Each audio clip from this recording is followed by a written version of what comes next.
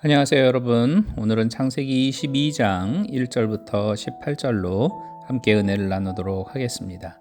그 일 후에 하나님이 아브라함을 시험하시려고 그를 부르시되 아브라함아 하시니 그가 이르되 내가 여기 있나이다. 여호와께서 이르시되 네 아들 네 사랑하는 독자 이삭을 데리고 모리아 땅으로 가서 내가 네게 일러준 한 산 거기서 그를 번제로 드리라. 아브라함이 아침에 일찍 일어나 나귀의 안장을 지우고 두 종과 그의 아들 이삭을 데리고 번제에 쓸 나무를 쪼개어 가지고 떠나 하나님이 자기에게 일러주신 곳으로 가더니 제3일에 아브라함이 눈을 들어 그곳을 멀리 바라본지라. 이에 아브라함이 종들에게 이르되 너희는 나귀와 함께 여기서 기다리라. 내가 아이와 함께 저기 가서 예배하고 우리가 너희에게로 돌아오리라 하고, 아브라함이 이에 번제 나무를 가져다가 그의 아들 이삭에게 지우고 자기는 불과 칼을 손에 들고 두 사람이 동행하더니 이삭이 그 아버지 아브라함에게 말하여 이르되 내 아버지여 하니 그가 이르되 내 아들아 내가 여기 있노라. 이삭이 이르되 불과 나무는 있거니와 번제할 어린 양은 어디 있나이까. 아브라함이 이르되 내 아들아 번제할 어린 양은 하나님이 자기를 위하여 친히 준비하시리라 하고, 두 사람이 함께 나아가서 하나님이 그에게 일러주신 곳에 이른지라. 이에 아브라함이 그곳에 제단을 쌓고 나무를 버려놓고 그의 아들 이삭을 결박하여 제단 나무 위에 놓고 손을 내밀어 칼을 잡고 그 아들을 잡으려 하니 여호와의 사자가 하늘에서부터 그를 불러 이르시되 아브라함아 아브라함아 하시는지라. 아브라함이 이르되 내가 여기 있나이다 하매 사자가 이르시되 그 아이에게 네 손을 대지 말라. 그에게 아무 일도 하지 말라. 네가 네 아들 네 독자라도 내게 아끼지 아니하였으니 내가 이제야 네가 하나님을 경외하는 줄을 아노라. 아브라함이 눈을 들어 살펴본즉 한 수량이 뒤에 있는데 뿔이 수풀에 걸려 있는지라. 아브라함이 가서 그 수량을 가져다가 아들을 대신하여 번제로 드렸더라. 아브라함이 그 땅 이름을 여호와 이레라 하였으므로 오늘날까지 사람들이 이르기를 여호와의 산에서 준비되리라 하더라.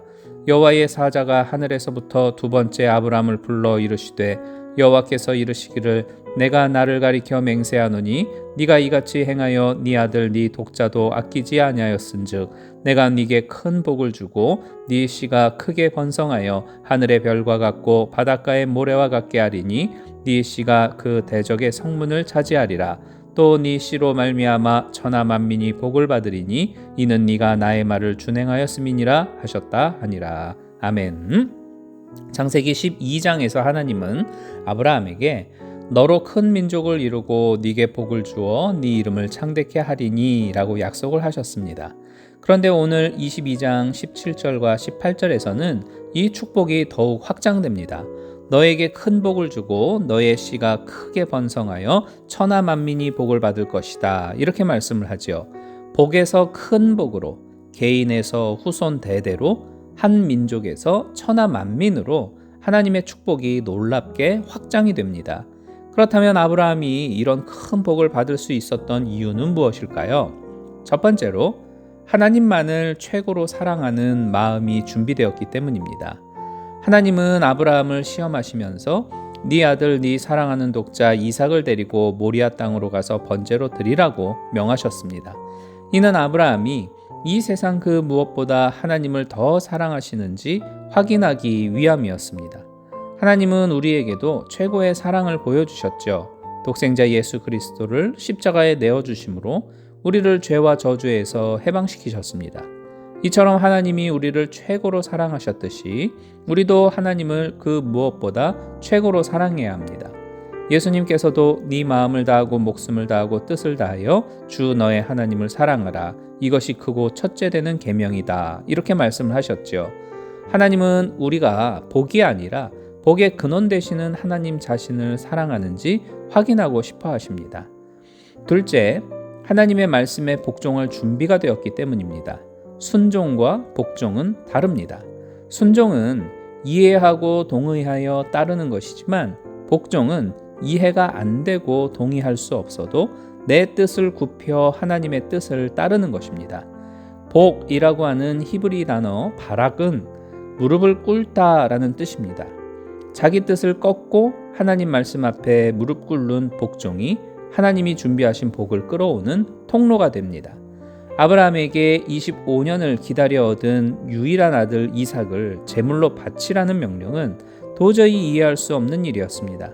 하지만 그는 다음날 일찍 일어나 하나님의 말씀에 복종하기 위해 모리아 땅을 향해 걸어가지요. 칼을 높이 들고 이삭을 제물로 바치려는 마지막 순간까지 철저히 복종했습니다. 그때에 하나님이 이를 보시고 아브라함을 말리시면서 미리 준비해 두신 수양을 제물로 드리게 하셨습니다. 아브라함은 이 사건을 기념하여 그곳을 여호와 이레라고 명명했습니다. 여호와께서 미리 준비해 주신다라는 뜻이죠. 여러분, 하나님은 하나님의 산에서 모든 것을 미리 준비해 두시는 분이십니다. 하나님이 예비해 두신 큰 복은 하나님의 산까지 올라간 사람만이 얻을 수가 있는 것입니다. 하나님을 최고로 사랑하는 마음이 준비되고 하나님의 말씀에 순종하고 철저히 복종할 때 우리는 여호와의 산에 오를 수 있습니다. 그곳에서 하나님이 예비하신 큰 복을 누릴 수가 있는 것이죠. 우리 모두가 하나님만을 그 무엇보다 사랑하고 말씀 앞에 철저히 복종함으로써 여호와의 산에 준비해 두신 하나님의 큰 복을 받아 누리는 복된 삶이 되기를 주님의 이름으로 축복합니다.